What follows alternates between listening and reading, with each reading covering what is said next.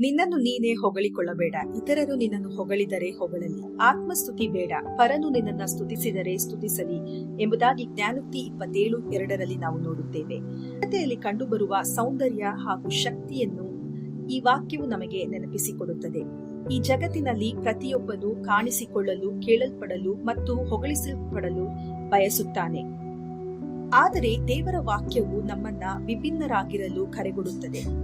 ನಾವು ನಮ್ಮ ಸ್ವಂತ ಶ್ರೇಷ್ಠತೆಯ ಬಗ್ಗೆ ಮಾತನಾಡಬಾರದು ಅಥವಾ ಸ್ವಯಂ ಪ್ರಚಾರದ ಮೂಲಕ ಊರ್ಜಿತಗೊಳಿಸುವಿಕೆಯನ್ನ ಹುಡುಕಬಾರದೆಂಬುದಾಗಿ ಕಲಿಸುತ್ತದೆ. ನಮ್ಮ ಜೀವನ ಮತ್ತು ನಮ್ಮ ಗುಣಗಳು ನಮ್ಮ ಕುರಿತಾಗಿ ಸಾಕ್ಷಿ ಹೇಳಬೇಕು. ನಾವು ನಮ್ರತೆಯನ್ನ ಆರಿಸಿಕೊಂಡಾಗ ದೇವರು ತಾನೇ ನಮ್ಮ ಪ್ರವರ್ತಕನಾಗುತ್ತಾನೆ. ಯಾಕೋಬ 4:10 ನೋಡುವ ಹಾಗೆ, ಕರ್ತನ ಮುಂದೆ ನಿಮ್ಮನ್ನ ತಗ್ಗಿಸಿಕೊಳ್ಳಿರಿ, ಆತನು ತಕ್ಕ ಕಾಲದಲ್ಲಿ ನಿಮ್ಮನ್ನ ಮೇಲಕ್ಕೆತ್ತುವನು. ನಿಜವಾದ ಗೌರವವು ನಾವು ಏನು ಮಾಡಿದ್ದೇವೆಂಬುದರ ಬಗ್ಗೆ ಹೆಮ್ಮೆ ಪಡುವುದಲ್ಲ, ಬದಲಾಗಿ ನಮ್ಮ ಜೀವನದಲ್ಲಿ ದೇವರು ಹೇಗೆ ಪ್ರತಿಬಿಂಬಿಸುತ್ತಾನೆ ಎಂಬುದರ ಕುರಿತಾಗಿದೆ. ನಿಮ್ಮ ಒಳ್ಳೆ ಕಾರ್ಯಗಳು, ನಂಬಿಗಸ್ತಿಕೆ ಮತ್ತು ಇತರರ ಮೇಲಿರುವ ಪ್ರೀತಿ ನಿಮಗೆ ಸಾಕ್ಷಿಯಾಗಿರಲಿ.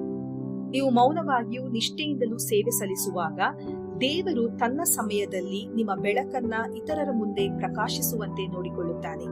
ಜನರಿಂದ ಬರುವ ಮನ್ನಣೆ ಕ್ಷೀಣಿಸಬಹುದು, ಆದರೆ ದೇವರಿಂದ ಬರುವ ಪ್ರತಿಫಲವು ಶಾಶ್ವತವಾಗಿರುತ್ತದೆ. ಆದ್ದರಿಂದ ಇಂದು ನಿಮ್ಮನ್ನು ನೀವು ಹೊಗಳಿಕೊಳ್ಳುವ ಪ್ರಚೋದನೆಯನ್ನ ಎದುರಿಸಿ. ನಿಮ್ಮ ತುಟಿಗಳಲ್ಲ, ಬದಲಾಗಿ ನಿಮ್ಮ ಜೀವನವೇ ದೇವರಿಗೆ ಮಹಿಮೆ ತರಲಿ. ವಿನಮ್ರರಾಗಿರಿ ಮತ್ತು ದೇವರು ತಾನೇ ನಿಮ್ಮನ್ನು ತಕ್ಕ ಸಮಯದಲ್ಲಿ ಮೇಲಕ್ಕೆತ್ತುವನು. ದೇವರು ನಿಮ್ಮನ್ನ ಆಶೀರ್ವದಿಸಲಿ.